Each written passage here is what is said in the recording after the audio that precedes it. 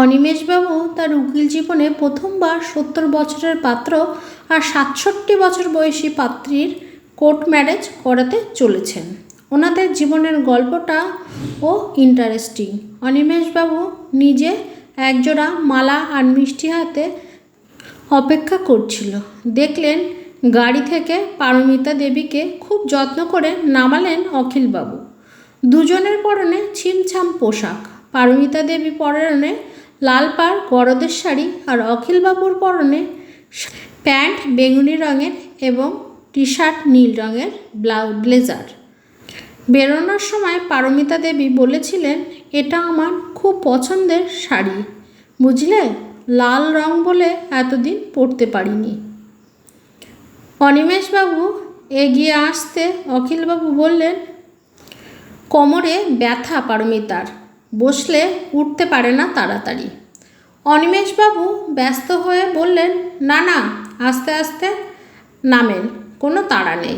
আচ্ছা, আপনাদের সাথে কেউ আসেনি?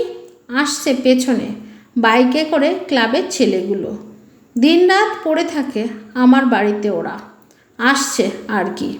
ঠিক আছে, তাতেই হবে। দুজনের পেপার সই করলেন, মালা বদল করলেন। একদল তরুণ আনন্দে হাততালি দিল, একে অপরকে মিষ্টি খাওয়ালো। তারপর অখিলবাবুর কাছে আবদার করলেন একটা ছোট্ট অনুষ্ঠানের। অখিলবাবু বললেন, এই বয়সে এসব মানায় না বাবা, তোরা সবাই মিলে আমার বাড়িতে এসে পেট পুড়ে খেয়ে যাস। ছেলের দল অখিল বাবুকে ঘিরে বলল, আমরা একটা ছোট্ট অনুষ্ঠানের আয়োজন করেছি, তুমি করো আর নাই করো। অখিলবাবু বললেন, এসব করলে লোক কটূক্তি করবে, হাসবে, তাতে তোমার কি? তোমার শরীর খারাপ হলে ওরা কি ডাক্তারের কাছে নিয়ে যায়, নাকি তুমি না খেয়ে থাকলে একবেলা খাবার দিয়ে যায়? করে না তো, তাহলে ওদের কথা ভেবে লাভ নেই। এই আমরা তোমার সঙ্গে সব সময় থাকি, আমরা ঠিক করব সব কিছু। উৎসাহিত ছেলের দল অবশ্য অনিমেষবাবুকে নিমন্ত্রণ করতে ভুলিনি। অনিমেষবাবু হাসি মুখে বললেন, নিশ্চয় যাব, তোমাদের কোনো সাহায্য দরকার হলে আমার কাছে কল করো। অবশ্যই। অখিলবাবু আর পারমিতার আলাপ 6 মাস আগে ডাক্তারের ক্লিনিকে। দুজনেই অপেক্ষা করছিলেন টেস্টের জন্য। নাম ডাকতেই পারমিতা দেবী উঠে দাঁড়াতে যেতেই চোখ অন্ধকার করে দেখেন, তারপর পান একটা শক্ত হাতের স্পর্শ। অখিলবাবু ধরে নেন পারমিতা দেবীকে, তারপর চোখে মুখে জল দেন, খাবার খাওয়ান, এমনকি বাড়িতে পৌঁছেও দিয়ে আসেন। সেদিন পারমিতা দেবী বলেছিলেন, আরেকদিন এসে চা খেয়ে যাবেন। অখিলবাবু এসেছিলেন পারমিতা দেবীর বাড়িতে চায়ের নিমন্ত্রণ রক্ষা করতে। যখন জিজ্ঞাসা করেছিলেন, আপনি কি একাই থাকেন, পারমিতা দেবী চোখের জল মুছে বলেছিল, তাছাড়া আর উপায় কি? স্বামীর মৃত্যুর পর একমাত্র ছেলে সম্বল করে বেঁচেছিল। 7 দিনের জ্বরে আমার ছেলে আমাকে ছেড়ে চলে গেল।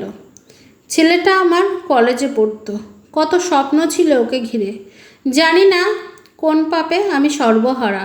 দুঃসম্পর্কের কিছু আত্মীয় আছে, তারা আর খোঁজখবর নেয় না, তাই এই প্রেতপুরীতে মতো বড় ফাঁকা বাড়িতে একাই থাকি। অখিলবাবু পারমিতা দেবীর মনের অবস্থা বুঝলেন। তারপর তাকে হালকা করার জন্য বললেন, আপনি তো দারুণ চা বানান, চা খেতে আবার আসতে হবে দেখছি। পারমিতা দেবী বললেন, আপনার বাড়িতে কে কে আছে? অখিলবাবু বললেন, আছে তো অনেকেই, কিন্তু থেকেও কেউ নেই। স্ত্রীর মৃত্যুর পর অনেক যত্ন করে ছেলেকে বড় করলাম, উচ্চশিক্ষার জন্য বিদেশে পাঠালাম, এখন ওখানেই বউ বাচ্চা নিয়ে সংসার পেতেছে। এখন সে ভীষণ ব্যস্ত, আমি ফোন করলে বিরক্ত হয়। মাঝে মাঝে আগে ফোন করতো, বহুদিন হয়ে গেল আর কল আসে না। আমি বুঝি বুড়ো বাবার জন্য ওদের কাছে সময় নেই। প্রথম প্রথম কষ্ট হতো, তবে সয়ে গেছে। পাড়ার ছেলেগুলো আমার কাছে প্রায়ই আসে, ওদের সাথে কথা বলে সময় কেটে যায়। এখন মনে হয় শুধু রক্তের সম্পর্ক থাকলেই যে মানুষ আপন হয় এমনটা নয়। তারপর থেকে মাঝে মাঝে অখিলবাবু আসতেন পারমিতা দেবীর বাড়িতে, রোজ ফোন করে খোঁজ খবর নিতেন শরীরের। সকালবেলায় দুজনে মাঝে মাঝে আশেপাশের কোথাও চা খেতে যেতেন। হাঁটতে হাঁটতে অনেক দূরে চলে গেলে আবার গাড়ি করে ফিরে আসতেন। দুজন অসুখী মানুষ একে অপরের সান্নিধ্যে থেকে বেশ ছিলেন, কিন্তু তারপরে কথা উঠতে শুরু করলো। অখিলবাবুর পরিচয় নিয়ে আশেপাশের লোকজনের বড় চিন্তায় হয়ে পড়লেন। পারমিতা দেবীর অসুবিধা কথা ভেবে অখিলবাবু ও বাড়িতে যাওয়া বন্ধ করলেন। পাড়া প্রতিবেশী আশ্বস্ত হলেও পারমিতা দেবীকে আবার একাকিত্বের জীবনের দিকে ঠেলে দিল, কিন্তু কেউ অসুস্থ পারমিতা দেবীর খোঁজ অবধি নিল না একবারের জন্যও। দুদিন পর অখিলবাবু বারবার কল করলেও পারমিতা দেবীর সাথে যোগাযোগ করতে পারে না পেরে দুশ্চিন্তায় পড়ে গেলেন। জানতেন কাজের লোক মেয়ের বিয়ের জন্য 1 সপ্তাহে ছুটি নিয়েছে, তাই পারমিতা দেবীর সম্পূর্ণ একাই রয়েছেন। অবশেষে থাকতে না পেরে হাঁটতে হাঁটতে চলে গেলেন পারমিতা দেবীর বাড়ির উদ্দেশ্যে। ও বাড়ি পৌঁছে বারবার কলিং বেল চেপেও কোনো সাড়া শব্দ পেলেন না। দেখলেন ভেতর থেকে দরজা বন্ধ। ভয় পেয়ে গেলেন অখিলবাবু। পাড়ার ছেলেদের কল করে জানালেন সব কিছু। ওরা বলল, তুমি দাঁড়াও, ওখানে আমরা আসছি। অল্প সময়ের মধ্যে 5-6টা সাইকেলে এসে দাঁড়ালো পারমিতা দেবীর বাড়ির সামনে। সবাই মিলে চিৎকার করে ডাকতে থাকলো পারমিতা দেবীকে। কোনো সাড়া না পেয়ে ওরা দরজা ভাঙার চেষ্টা শুরু করলো। দরজা খুলতে দেখলো পারমিতা দেবী অচেতন অবস্থায় মেঝেতে পড়ে আছেন। সাথে সাথে ওরা অ্যাম্বুলেন্সের ব্যবস্থা করে হাসপাতালে নিয়ে চলে গেল পারমিতা দেবীকে। প্রায় 1 সপ্তাহ পরে হাসপাতাল থেকে ছাড়া পেলেও পারমিতা দেবী একদিন অখিলবাবু আর তার সাঙ্গপাঙ্গ সব মিলিয়ে যত্ন করে খেয়াল করে রেখেছেন পারমিতা দেবীকে। অখিলবাবু বললেন, একা একা আপনাকে ও বাড়িতে ছাড়তে পারবো না, আপনি আমার বাড়িতে থাকবেন। পারমিতা দেবী কথা শুনল না। একদল ছেলে দায়িত্ব নিয়ে পারমিতা দেবীকে অখিলবাবুর বাড়িতে পৌঁছে দিয়ে গেল। অখিলবাবু ছেলেদের সাথে বসলেন। বললেন, ওনার এ বাড়িতে থাকা নিয়ে তো আবার কথা উঠবে। একটা ছেলে হঠাৎ করে বলে বসলো, তোমরা বিয়ে করে নাও, তাহলে তো আর কোনো কিছু বলার থাকবে না। বাকিরাও সমর্থন করলো তার কথাতে। বলল দুজন বসে সিদ্ধান্ত নিতে। অখিলবাবু পারমিতা দেবীকে বললেন সবটা। পারমিতা দেবী বললেন, কিন্তু সমাজ? অখিলবাবু বললেন, কোন সমাজের কথা বলছেন বলুন তো? যে সমাজ আমাদের জীবনে দুঃখ আর হতাশা ছাড়া কিছুই দেয়নি। সমাজ করে সব হারিয়ে বসে আছি। আমার আজকালকার জেনারেশনের থেকে বেশি ভালো লাগে, কারণ এরা সমাজের আগে ভালো থাকাটাকে গুরুত্ব দেয়। আমাদের পুরনো ঘুণ ধরা জেনারেশন খালি ত্যাগ করতে শিখিয়ে গেছেন। আসুন না আবার দুজনে ভালো থাকি, বাকি জীবনটা একসাথে বাঁচি। দেবেন আমার হাতে হাত, থাকবেন আমার সাথে? পারমিতা দেবী চোখ থেকে জল গড়িয়ে পড়ল। আমি রাজি। আর তারপর পারমিতা দেবী সুস্থ হলে উকিল অনিমেষবাবুর আর ছেলেদের উপস্থিতিতে ছোট্ট অনুষ্ঠান করে নতুন পথ চলা শুরু করলেন দুজনে। সেদিন অখিলবাবুর বাড়িতে জোরদার ভোজের আয়োজন ছিল সবার জন্য।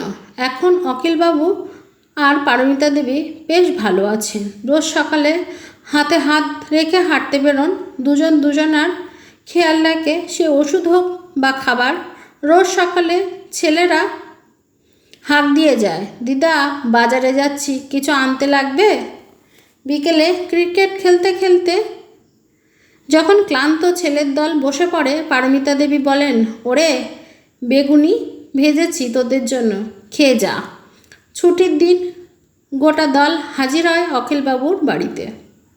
আবদার করে বসে, দিদা তোমার হাতের ঝাল ঝাল চিকেনটা হবে তো? পারমিতা দেবী সম্মতি দিতেই ওরা নিজেরাই ব্যাগে হাতে বাজারে বেরিয়ে পড়ে। তারপর সবাই মিলে আলু পেঁয়াজ ছাড়াতে বসে। কেউ টিভি দেখে, কেউ অখিলবাবুর সঙ্গে ক্যারাম খেলে। রান্না শেষে তৃপ্তি করে খেয়ে সবাই বাড়ি যায়। পারমিতা দেবীও ওদের খাওয়াতে পেরে বড্ড শান্তি পায়। হ্যাঁ, ভালো কিছু রান্না করলে বেশি করেই করেন। অখিলবাবু বলেন, আমাদের মধ্যে একজন চলে গেলে যে থাকবে তার দায়িত্ব তোদেরকে কিন্তু। আর মনে আছে তো, আমাদের বাড়ি সম্পত্তি যা আছে আমাদের মৃত্যুর পর সব বেচে তোরা বৃদ্ধাশ্রম বানাবি। ওরা হাসতে হাসতে বলে, ওসব পরে ভাবা যাবে, তোমাদের মরতে দিচ্ছে কে? আমরা মানুষ, জগতের শ্রেষ্ঠ জীব, আমাদের চাওয়া পূরণ করতে কিন্তু আমরা নিজেরাই পারি। তাই মৃত্যুর আগে অবধি নিজেদের ভালো রাখার দায়িত্ব নিজেকেই নিতে হবে। জীবনের প্রতিটা মুহূর্ত উপভোগ করতে শিখুন। মানুষ শুধু সমালোচনা করতে পারে, এছাড়া আপনার জীবনে তাদের কোনো ভূমিকা নেই। নমস্কার। আমার এই ভিডিওটা যদি ভালো লেগে থাকে তাহলে অবশ্যই লাইক, শেয়ার ও কমেন্ট করতে ভুলবেন না।